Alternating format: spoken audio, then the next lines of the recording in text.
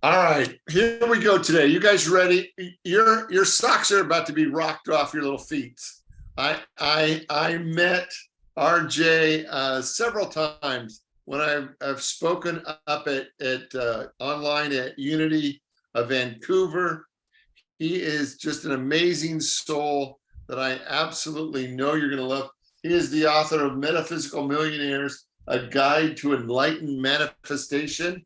He has a multi award winning entrepreneur mystic who raised himself from humble beginnings to a multi-million-dollar by using metaphysical principles and practices every step along the way.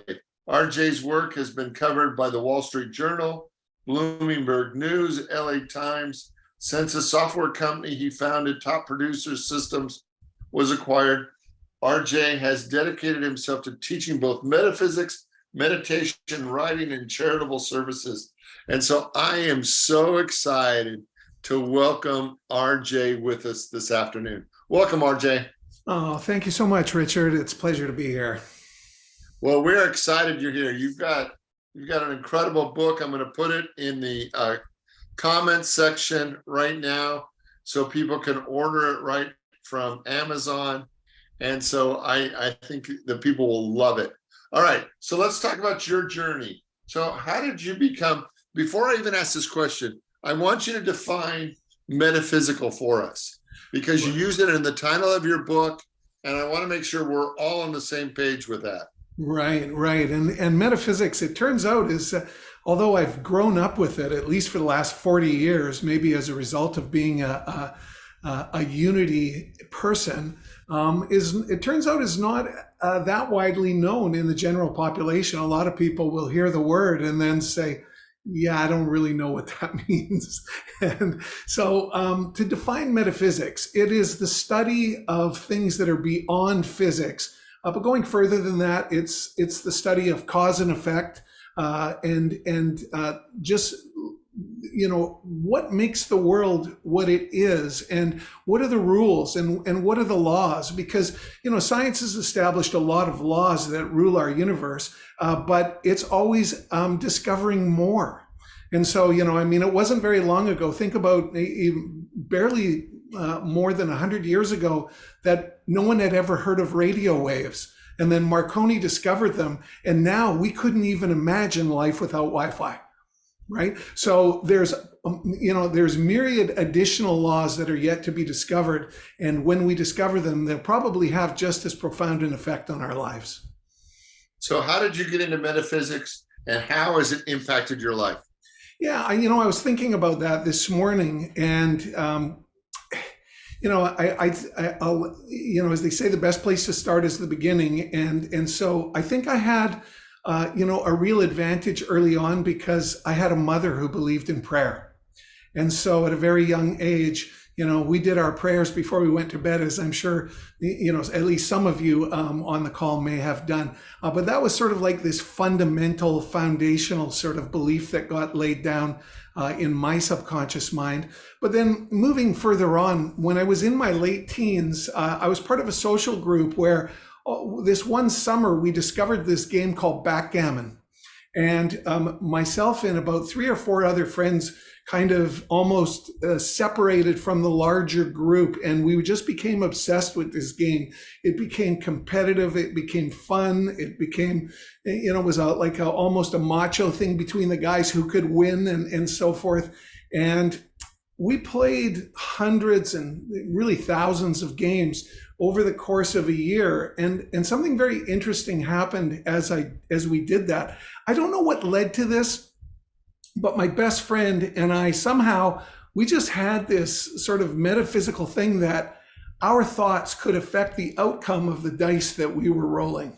And we believed it. So if we needed to get a 4-2 in order to get advantage, we'd sit there and shake those dice, willing them to come up 4-2. And we would do it over and over and over again through every game.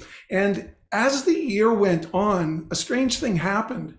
We actually started getting better at rolling the dice that we needed.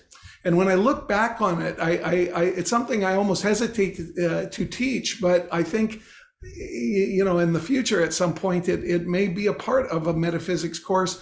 is developing psychokinetic power. And it all culminated one summer. Oh, actually, it was the second summer.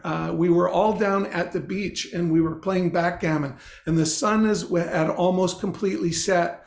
And I was in the midst of this game, and all of a sudden I needed double sixes. So I did my usual routine and I waited until I could feel sort of like the energy in my body kind of reach a bit of a crescendo. And that was like how it worked with me, is I would actually get these physical sensations, and then I let the dice go and I rolled double sixes. And so, of course, some of my friends around there, oh, there he goes again, rolling, you are so lucky. And this was reinforcing because my friends used to tell me, you are so lucky. And, I think they really contributed to it, particularly on this night. So, the next time it came, I didn't like go to great effort on every roll to try and get what I wanted, but I just rolled the dice and it came up double fives.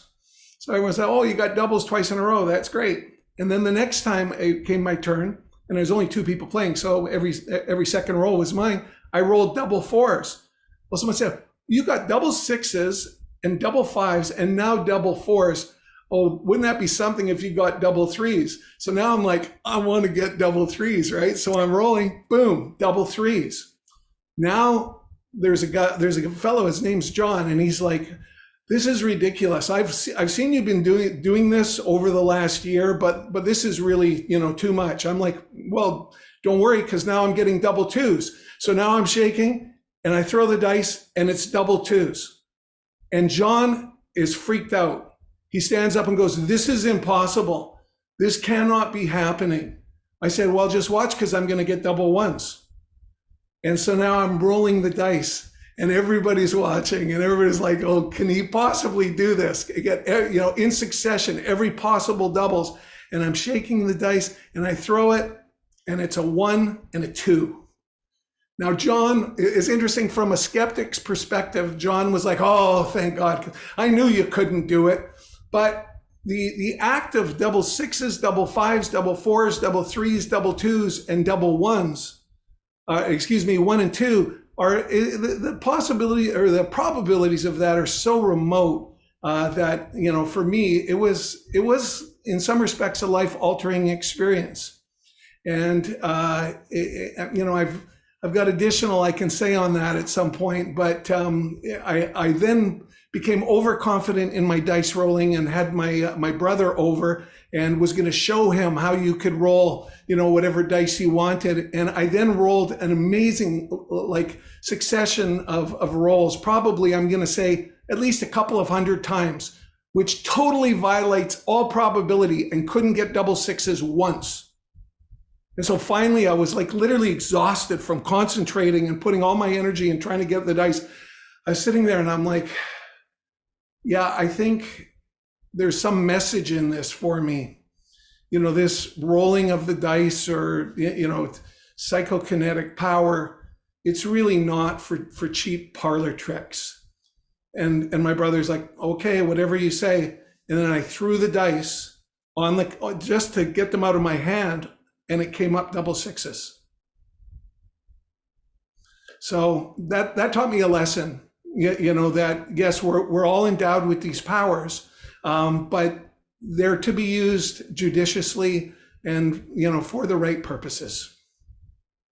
That's fabulous. What a great story, right?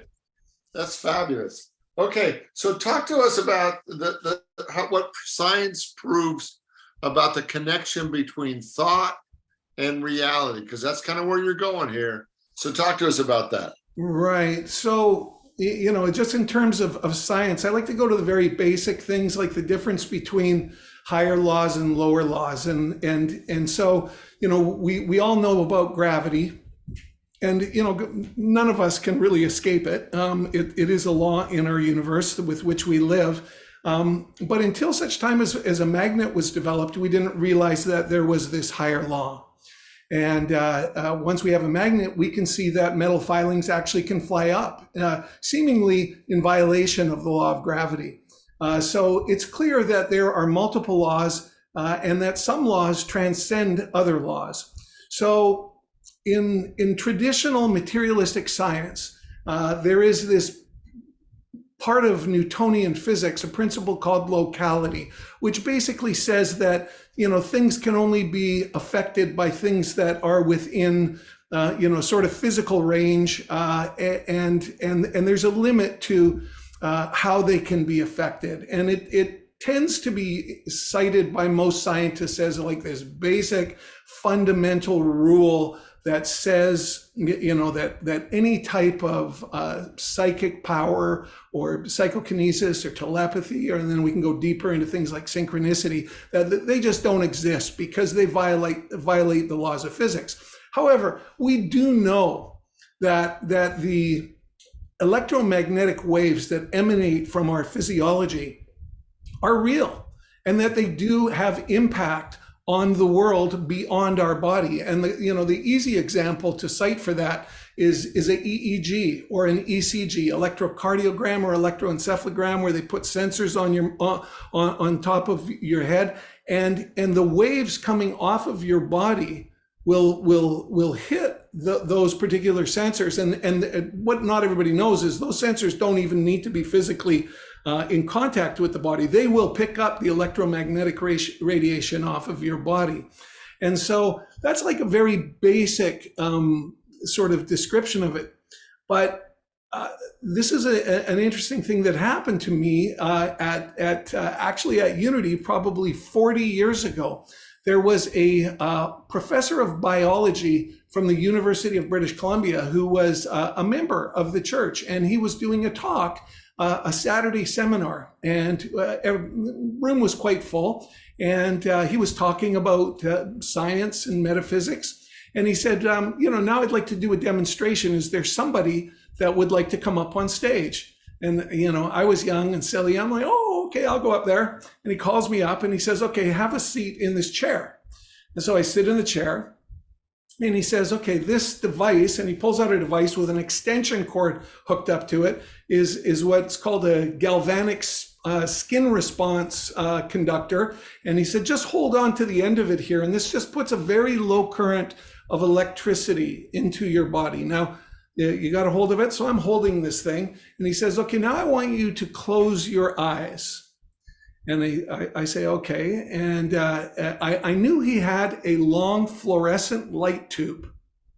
And he said, I want you to close your eyes. And he said, I want you to think of something that makes you really sad, something that is unfortunate that happened to you. And so I started thinking of something that made me an unhappy memory. And unbeknownst to it, because my eyes were closed, he took the fluorescent tube and he started bringing it down until it got about 3 inches away from my head.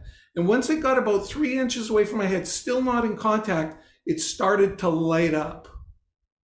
Brought it about 1.5 inches away, and the electricity, excess electricity that was coming into my body was radiating out of my entire physiology, got picked up by the mercury in the fluorescent tube and lit it up at about 1.5 inches.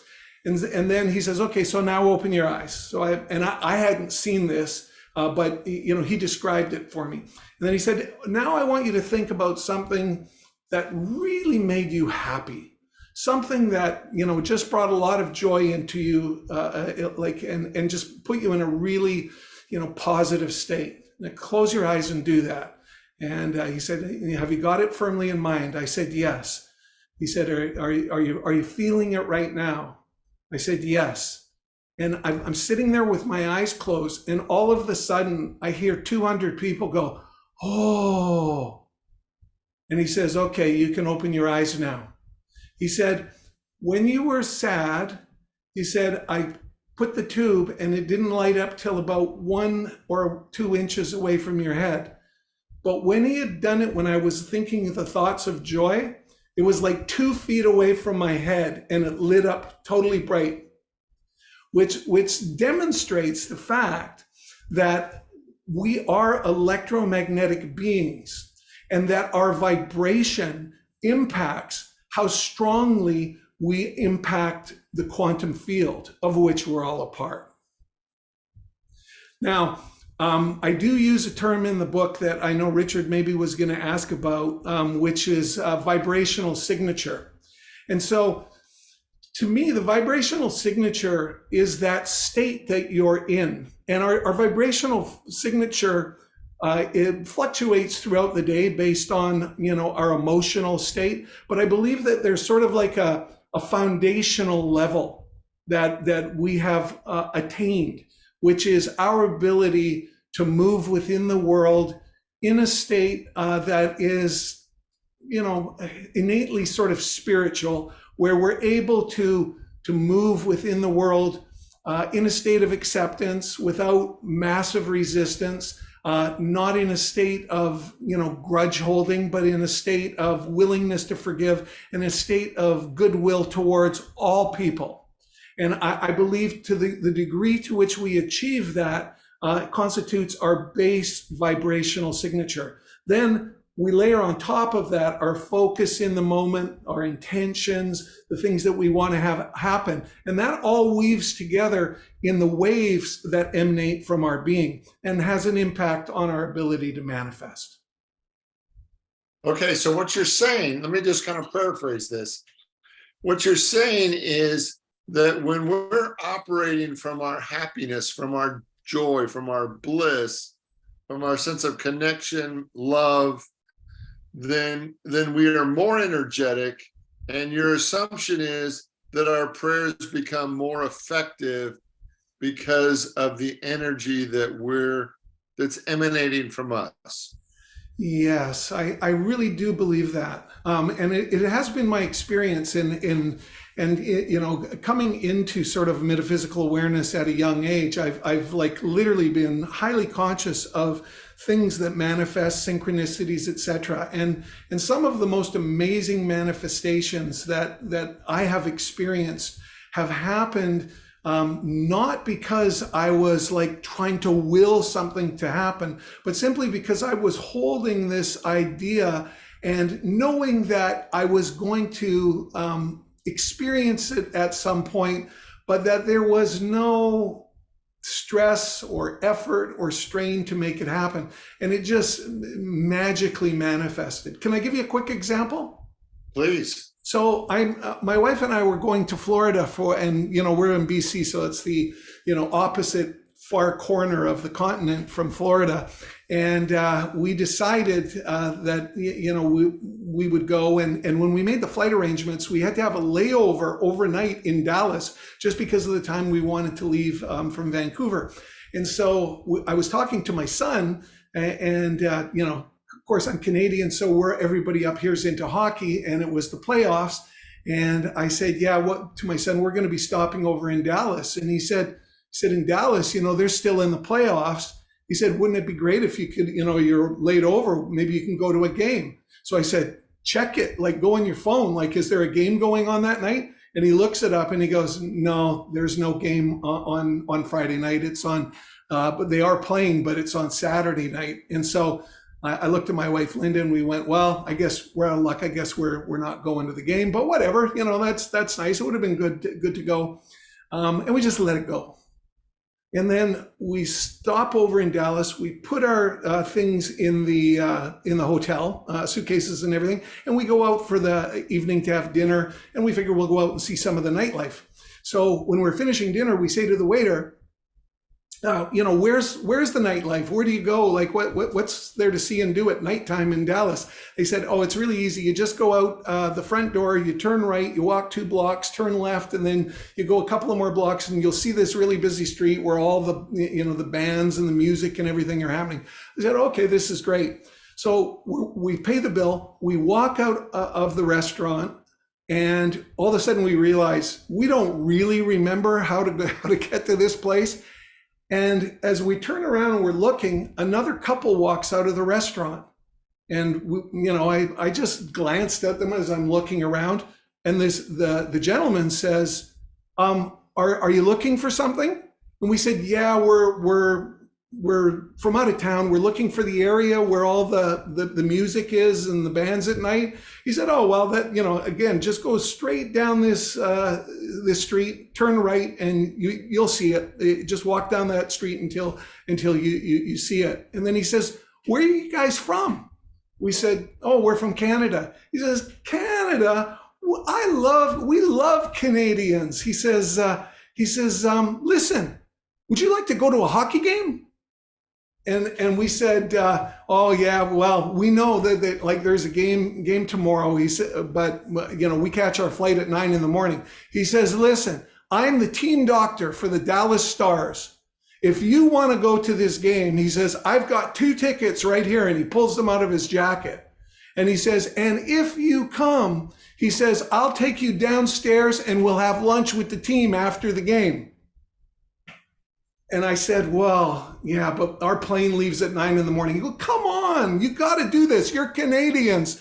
He said, you can just call and reschedule your flight. Linda and I looked at each other. We went, yeah, we're doing this. And long story short, like that literally, that desire manifested. And that is something that has happened. Similar things like that have happened 2 other times to us when we've been out of town, where something we thought we wanted to do literally just materialized in front of us without any effort. That's such a great story. That is such a great story. But, the other side of that is, one of the things we're doing here is building a community. And sometimes when somebody is really going through a difficult time, I really believe there's such a power in having other people pray with you. Because when you're feeling heavy or when you're feeling empty, having somebody step in and pray with you, over the course of my career, I couldn't even count how many times somebody has said, will you pray with me? Mm-hmm. And I really believe that there is a power in collective consciousness that allows us to really transform situations, and that we actually need people around us to magnify our spiritual life to bring that level of good to us. Absolutely. Absolutely. And the interesting thing is at the quantum physical level, to a large extent, our individuality is an illusion. And so what we really need to do is become what might be called in ancient teachings the body of Christ, where we're truly supporting one another through our will, through our being, through our actions, through our words, where we're continually helping one another. Obviously we're living at a time where there's a lot of polarization. But Richard, yeah, from a scientific standpoint, the more energy is directed towards a specific outcome, the higher the probability of its manifestation. And yeah, I use a couple of opening examples of some fairly trivial things, but there are experiences in this life where in this incarnation where we are coming up against things that are really hard to deal with. And there is absolutely no question that the support of one another, it's proven at so many levels. The opposite, isolation, has been showed by Harvard and Yale to be literally a risk to your health. That's because we're becoming detached from the whole. We're becoming isolated, and we don't have the energy of the collective to help keep us sustained and to lift us up. But there's a thing that came out of Princeton research called the Global Consciousness Project. And this has been around for a long time, and many of you may have heard of it, but I give it just as an example to your point, Richard. There's a thing, they use what are called random number generators, and there's about 70 of them all over the planet that are maintained. And what they do is they pick up from the environment basically the noise, the static of the quantum field in that particular region. And they have shown really beyond any reasonable doubt that when everybody is thinking the same thing, that the field itself starts to become more coherent. So rather than becoming staticky, it starts to become more orderly. And as a quantum field becomes more orderly, it enables things. Now, healing is one of those things that certainly could happen. What the Global Consciousness Project, though, is focused on the world and the impact of literally the global collective consciousness. And they were able to show that the measurements on these machines, I think the first one that really demonstrated an immense effect was on 9/11. And all of a sudden, everybody was focused on the same thing. And the quantum field literally of the entire planet became more coherent. And they can show literally the graphs of that are created by these random number generators. And they all started become biasing towards a sort of I guess a median number. And then when Lady Diana died in the car crash in the tunnel in Paris, they said, okay, we want to watch this one because this funeral is going to be a big thing. And again, literally you could see around the globe, as in all the different time zones, all of the disorder dropped down into a band of greater coherence as everybody was around the world was kind of tuned into their TVs watching. So back to your point, Richard. Yes, where two or more are gathered was a very knowing statement, and I'm actually personally fascinated from the Vedas in India through biblical scripture. There are these insights that subsequently are being shown to be quite prescient. One of the experiences I've had in ministry is inviting a congregation to hold the weather, especially rain, in their thoughts and prayers. So last year, in both my ministries that I serve, I invited them to hold for a rainy summer. And, in Arizona, it's hot and dry. So, it's kind of an interesting thing when you stand in front of a group of people and invite them into a belief that's bigger than some of those people have, that we can actually impact the weather. So I just invited them to hold for rain. And last year, the year before, we had so many fires in the West. And last year we had one of our wettest summers ever here in Arizona. And you can, is there a connection there? Well, in my life, I believe so, right? I believe that as you get a large enough group of people in agreement about anything, that it impacts the whole. Mm-hmm. And I just find that to be so inspiring, but also challenging, that we need to use that for the highest good for all, right? That we truly need to be holding the intention for the highest and best for everybody involved. Mm-hmm. So let's talk about your book. Can you share with us, you talked about individuals who use metaphysics without really understanding they're using metaphysics. Can you give us a couple examples of that? Yeah, I can. But just before I do, I'm just going to have to throw in, I don't know, like the synchronicities that I'm experiencing in the last 3 or 4 days have been insane. Every time I get on a call, they bring stuff up that I just finished reading more science that has come out on. And just so you know, at Princeton University, they've conducted a study where they went back through the last 250 years of their commencement ceremonies. And Princeton gets less rain than all of the surrounding towns on the days of the year when they're holding their commencements and their graduation ceremonies and so forth. And these are people, by the way, I'm weaving this together. These are people, by the way, that are generally quite atheistic and don't believe, very materialistic science. But they have a little strange thing that they do, which is they go, it never rains in Princeton on commencement day. And literally all the scientists all say that. And they were able to go back through the weather for 250 years, and they've now proved it and graphed it out. So, Richard, you're onto something. And so Yeah, people use it. We all, you see, here's the thing, we're spiritual beings.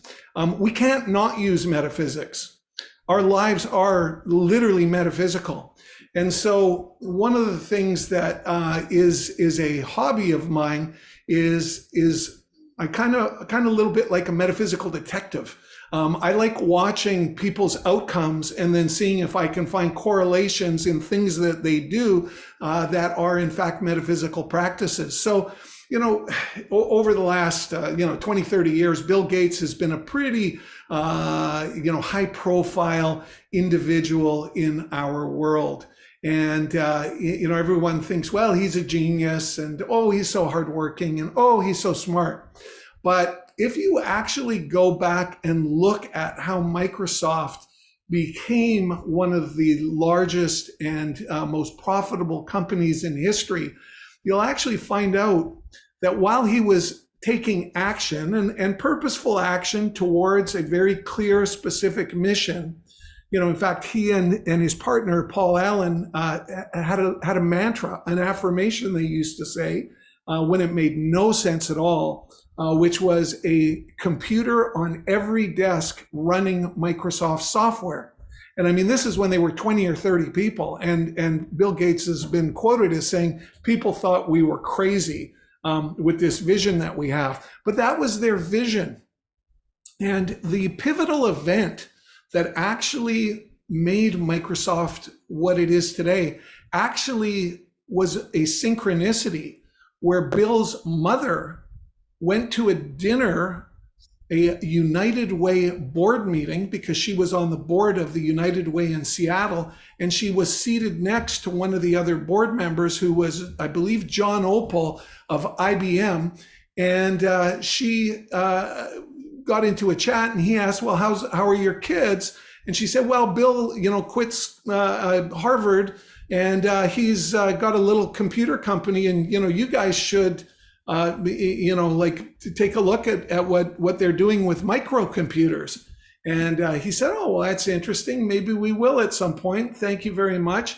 She didn't know that IBM had taken notice of the Apple computer that had come out and the Altair computer, and that they had a secret project to bring out an IBM personal computer, and that they needed operating system software in order for it to run.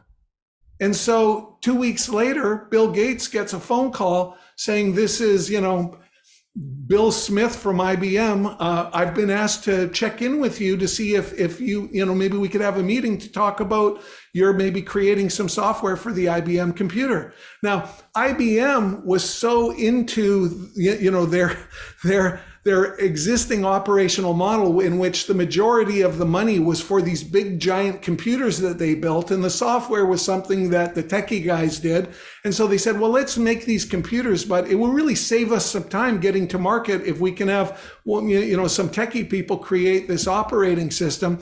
And so ultimately, even though Bill Gates actually tried to get him to call someone else because he was working on a different type of software, eventually they called him a second time, and finally him and his partner realized, hey, maybe this could be good. We know someone we could buy this software from. So they cut the deal with the IBM. They bought the software and they never looked back. MS-DOS, the operating system, which has evolved into Windows, is probably one of the greatest and most profitable products in the history of the world. But if you go back and look at it, it wasn't specifically in any way, shape, or form due to Bill rotting this thing with his hands, making it happen. No, it was a synchronicity through somebody who was very close with him, who knew his goal, who actually magnetized and gravitated towards the right individual to actually make their mantra, their vision, a computer on every desk, running Microsoft software, come true. And Richard and everybody, it's so important to know that almost all significant miracles happen through the help of other people. And this is one of the reasons why your vibrational signature is so important because it affects everything you do. You're gonna, whatever it is you want to have in your life, you're gonna need to be in harmony with other people. So it's probably, like the most fundamental practice we need to have is the cultivation of goodwill towards all beings. When we do that, amazing things happen. Well, that's my next question for you. So you ready? Yeah. So I want to talk about, you talk about in the book agape, you talk about love.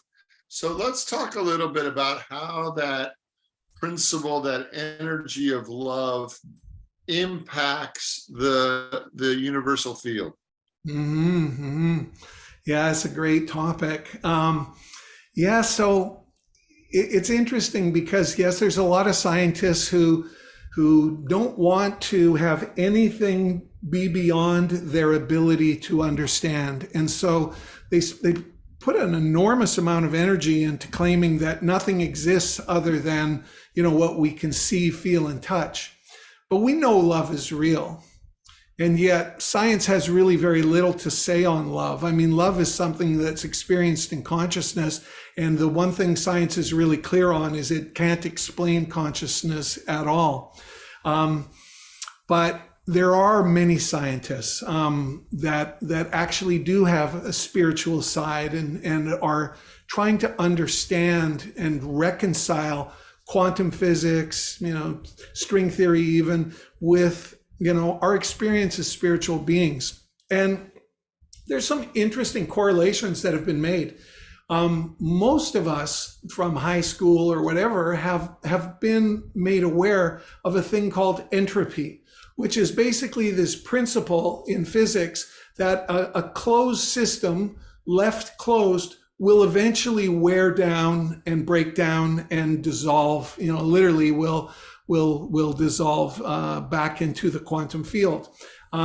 There have been specific scientists that have looked at this and said, but that's not really what's happening in our world.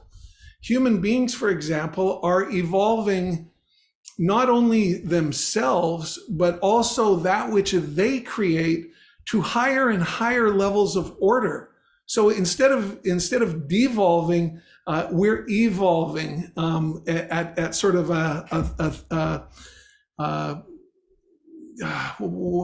trying to think of the term, there's a physics terms, but the bottom line is that in order for things to go and to take higher and higher forms of order, there's a physical principle that the only way that this happens is through things getting into harmony and for people to collaborate.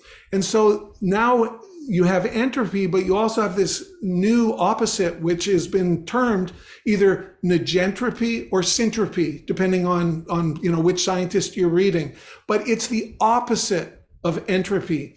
And there are certain science-based spiritual researchers who are saying and promoting, it's quite funny actually, we need to start living the low entropy lifestyle, which is, not arguing, not, coming apart, but coming together, reinforcing, just like we were talking a few minutes ago, Richard, where we support one another and help each other to achieve our goals and our dreams. And it's interesting. There's kind of a tangent, but, in the Buddhist tradition, they have a practice called mudita, which we don't actually even have a word for in Western language.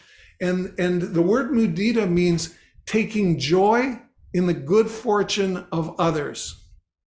And that's where when we see somebody doing well, rather than being jealous, which I know nobody on this call has ever been, but we actually, we look at that and we say, isn't that great? Isn't that wonderful that the universe has held this for this individual? It can be very profound, particularly around healings, but it's a practice that you can literally carry with you throughout your day. And it's a fundamental component of this low entropy lifestyle, which is really, I mean, it was put in very simple terms, 2000 years ago, which is, peace on earth, goodwill to men. Like, let's not argue. Let's find out what we agree on, and let's value that, right? Mhm. That's fabulous. Because one of the things we see is that because we don't live in a limited universe, when we celebrate the good in each other, we don't actually take it away from each other. It actually magnifies it for all. Mm-hmm. And that's one of the things that I just love about spiritual community. It's one of the things I love about the idea of as you give, so shall you receive, that the whole base of this is about multiplication, not subtraction. But in our culture, we're so used to the principle of subtraction that if I give to you, now I'm less than, instead of as I give to you, it's all magnified. Everybody wins. And that concept is so foreign to most of us. Most of us did not grow up in a world where there was more than enough, where the infinite was even taught or discussed. It was like, no, hang on to yours, hold tight, and make sure nobody gets your piece of the pie.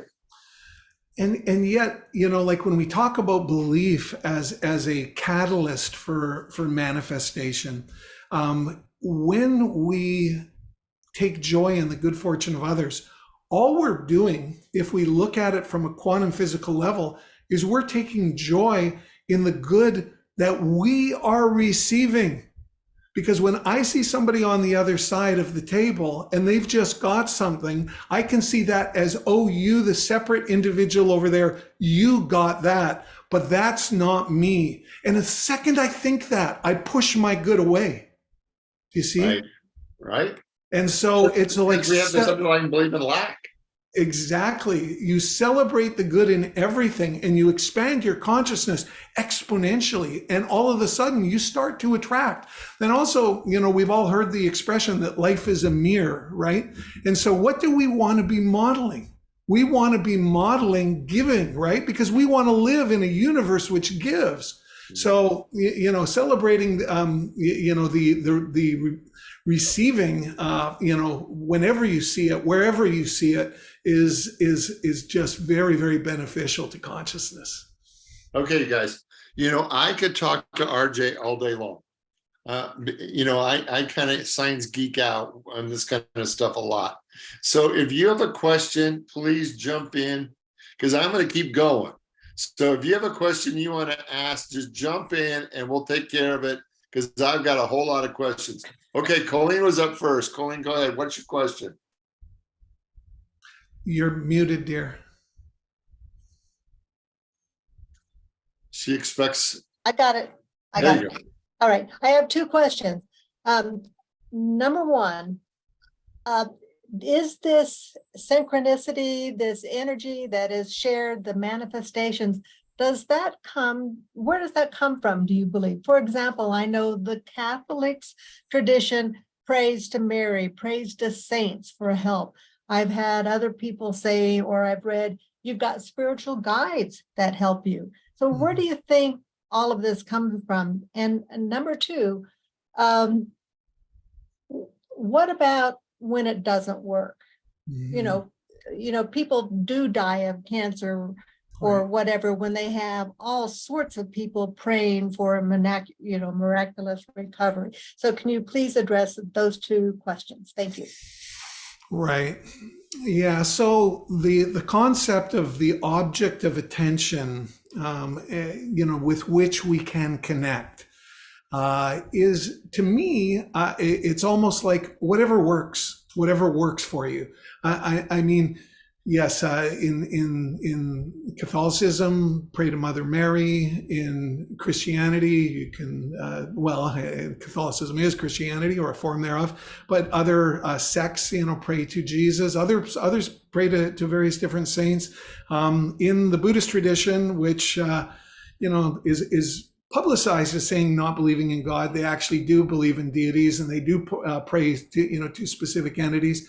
And in the Hindu tradition, they have, literally thousands of gods. And yet, in truth, and even if you drill down in the Hindu traditions, they're saying that these 1,000 gods are not really all different gods. They're different aspects of God.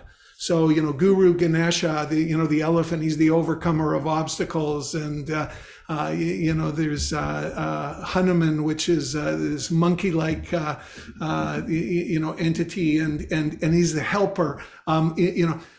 There was the founder of yoga, the philosopher Patanjali, who said basically that it's all one.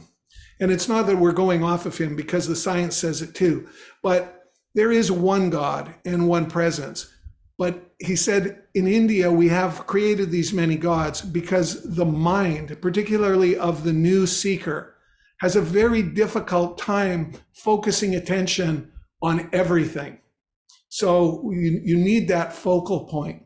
So, and I'll just conclude on that by saying that at the quantum physical level, it has been shown that this universe is one throbbing, continually evolving field of electromagnetic radiation, or at least that's what we call it.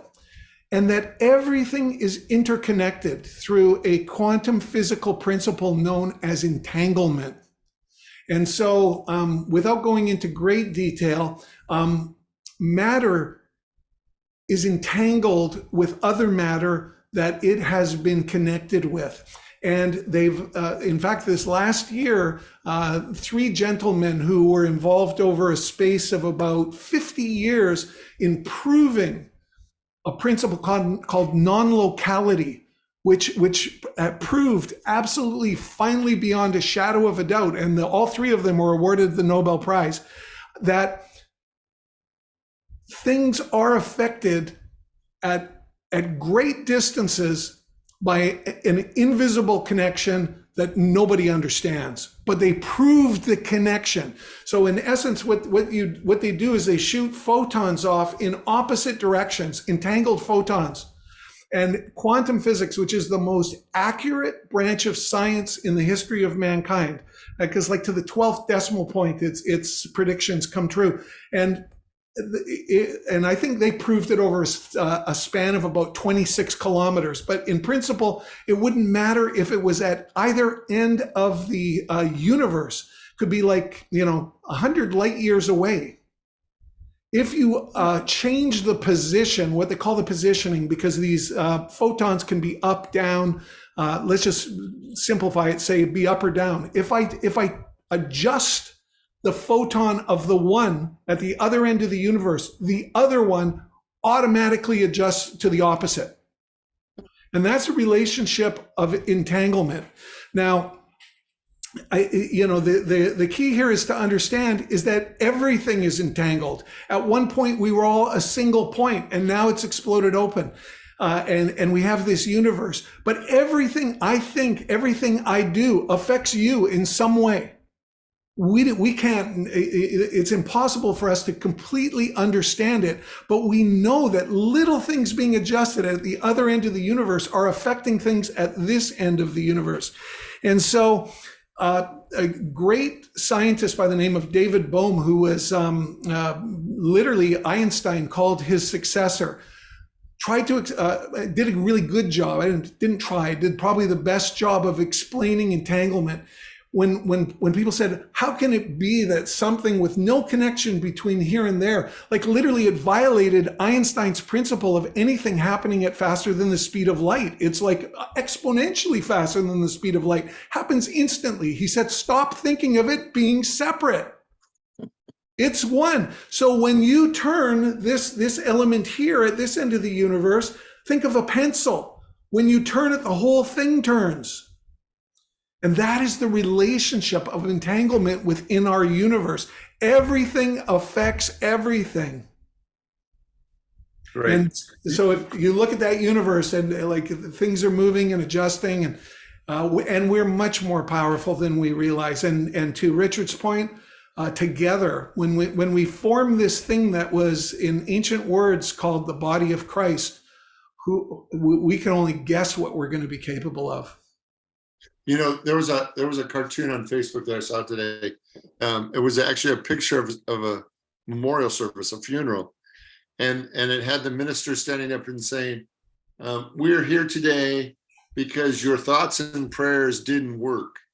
You know, and it was right. It was the idea of but the reality is, you know, when we're holding a situation in prayer, it doesn't mean that what we perceive as the highest and best is the highest and best for everybody involved.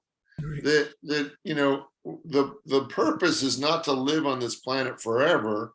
The purpose is to evolve spiritually. And so we kind of sometimes have to take a step back and say, you know, am I here for this reason, to live permanently, or am I here for my spiritual growth? And I think that kind of balances that. It doesn't always work the way we think it's going to work, but it doesn't mean it's not working. Yeah, and Colleen, I'm sorry I got so caught up in your first question. I couldn't agree more with Richard.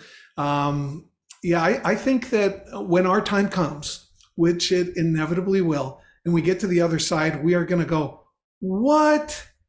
Are you kidding me?" We spend our whole life fearing death like it's the worst thing possible. I believe when you get to the other side, that, you know, without going into detail, because of course I haven't been there, I have a very, very deep knowing that you will be ascending to a higher plane of consciousness. Yes, but it doesn't, you know, we can be philosophical about that, and I can say these things. It doesn't diminish the grief and the loss that those that remain behind feel, even when you know it. Like, I mean, I have the deepest belief in life after death. I have the deepest belief that you know, it's going to be a party, and that I'm going to laugh when I get to the other side. But when my mom died, I mean, I was like pretty philosophical, but there would be moments where all of a sudden it would just hit me, and I would have tears streaming down my face. And so you know, and I look at that and I go, not everybody has the level of knowing that I believe that I have. And how much tougher must it be for them? So yes, we do need to pray. This is where we need to pray for and support one another, and just be on this journey and treasure every second. Amen. Okay, Kate, go ahead. What's your question? I'm sorry, I don't have a question as always. Okay. I just wanted to share that I experienced exactly what you're talking about with, I was at 3 airports 2 times during the week last week, and I intentionally was walking along, and my cousin was being pushed by a wheelchair pusher, and I couldn't keep up, of course. So I just intentionally walked along and I decided I was just going to smile at everyone. And I had such a great time, because the smiles, you know, people will just be walking along and on their way, and I just smile, and they smile back, and it lifted me every single time. It lifted me and lifted me. And I didn't care if I could catch up with the wheelchair or not. I just experimented with that, and it was beautiful. It was just amazing. So that, you know, we really can just intentionally affect our immediate surroundings instantly. Yeah. Yep. And you don't know. I mean, there could have been one person in there that was thinking of ending their life, and you were the only ray of sunshine that they'd had in a week. Yeah. And things went beautifully easily for us throughout all the changes, and people helped, just, you know, just because of our aura, I guess they helped. Yeah. That's Yeah. fabulous. Thank you. Okay, Jeffrey, what's your question, buddy? I have 2 questions around the same topic, since we started on a sports topic. The topic of momentum. You know, momentum in sports, we hear or you go to Stanley Cup playoffs, you can feel that energy. Has that ever been measured? That's the one question, for any kind of statistical benefit. And the other question is, when you're in a state where things are kind of going negatively and you're thinking negatively, is there a way to, is there any techniques to reverse that negative momentum or negative energy? To my knowledge, I haven't seen any good science around the momentum of teams, and that's an interesting question. You would think that somebody would have gone there, but there's not a lot of funding for what they call psi research, so it tends to be a little thin. But momentum is very real.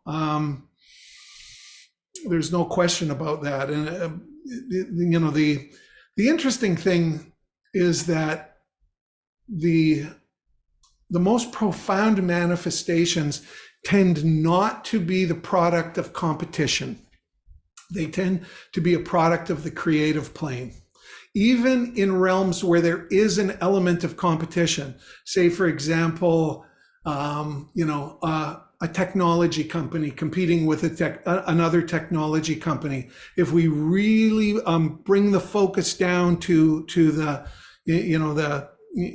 5 foot level, we see that somebody got in the zone and got creative and came up with something that actually was vastly superior, and it appears they won the competition. But at the core of it, it actually was creative, and they weren't operating out of fear in those moments. So I think that creativity comes down and is channeled best in creative moments, in flow, and there's a whole realm of science around getting into flow. Your second question again was measuring it in the sports Your measurement, you said no in sports, but any techniques to reverse things that seem to be going non-creative, or so you said they haven't been measuring momentum, but when things in life tend to be going in a south direction, are there any techniques or something to try to... Yeah, that's a great question, Jeff. And, you know, we all will encounter unique circumstances that are going to challenge us in respect to what we believe should be happening versus what is actually happening. And there's many different techniques. We could fill a weekend, with just 5-minute explanations of ways to try to combat that. But from my perspective, where I've come to after about 40 plus years of manifestation, is to get out of judgment, number one. Number two, start to trust the universe. And I only know that I'm really trusting the universe. Like if something's not coming the way that I wanted or what I expected, I've developed a habit of just really getting in the face of it. And there's two ways. One is to say, wow, I really believe that this thing was the thing for me, and it's now not going to happen. And that means that there's something even better than that, because I trust that the universe knows what's best for me.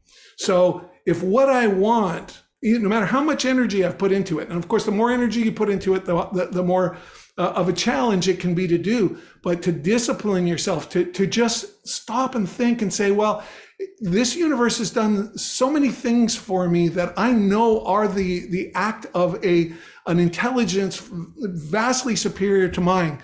And I've entered into this co-creative relationship with this intelligence. And this intelligence is saying, no, this isn't the right thing for me at the moment. And in my little limited perspective, would have been great. So that means that something even more amazing is coming my way. And that elevates my vibration. And the way I can tell if I'm really, truly buying in is that my vibrational signature starts to be restored, and I start to feel a little lighter about it. And I start to look for where is this amazing thing that's coming? And all of a sudden I start, sharpening my focus and expecting something more wonderful to happen. And I know that it's easier said than done, but for me, after 40 years, It's the prayer that never fails. This or something better. Mhm. RJ, our hour is up. Oh, I know it. You're an amazing man. Thank you very much. His book, let me show it to you. Can you read it? There we go. Okay. Metaphysical Millionaires, Enlightened Manifestation. I've got the link in the chat below. I invite you to pick it up through Amazon or wherever you get your books. RJ, thank you so much for being with us today. Can I just leave you with a very short parting story? Yeah, of course. It's like 2 minutes. So when I was in my very early 20s, I was driving down the street and I was listening to a talk radio show. And the host is like, and next time we have on, Mary Weston. Mary is the president of Mensa of America. These are the people that are like the smartest people in the world. They have to have this really high IQ to just make it. And Mary, our guest, is the president. So welcome, Mary. And she's like, hi, nice to be here. And he says, Mary, I'm going to just start with a tough question for you. She said, a lot of people are driving around in their cars right now listening and saying, well, this Mary, if she's so smart, how come she ain't rich? And I'm driving and I'm like, wow, that's a very aggressive question. And she says, well, I am rich. She said, I'm rich in family and love. I'm rich in health. I'm rich in friendships. I'm rich in meaning in my life. So I'm rich in the things that matter. And I think that's maybe, and one of the things that, when the name of the book came to me, and so I went with it. It came to me a long time ago, but I want to emphasize for everybody that the techniques that are within the book can be applied to manifesting whatever's most important to you. And the most important thing to you is rarely going to be money. If you're called to manifest money at a great degree, then the book will help, but it will also help you to manifest happiness. And happiness and peace of mind are probably the two most important things. And that's my parting wish for everybody. And That's true. RJ, thank you very much for being with us. We really have been blessed by you this hour. I think your book is fabulous, and thank you so much for being a part of the RISE community with us today. We really are very blessed. Thank you, my friend. thank you all. All right, next week we have Paul John Roach. He's written a book on religion, multiple religions, and their relationship with unity. And I think you're really going to enjoy it because he's going to bring in a lot of perspective on the world religions and how unity is similar or aligns with it and how we're different. So I really look forward to next week. We're going to take a deeper look into spiritual traditions and how we can really magnify our spiritual life. All right. Anything else, guys? Please let me know. I'd love to hear your comments about today and RJ, because I think he's something special. All right, you guys. God bless you. Have a great week, and I look forward to being with you next week.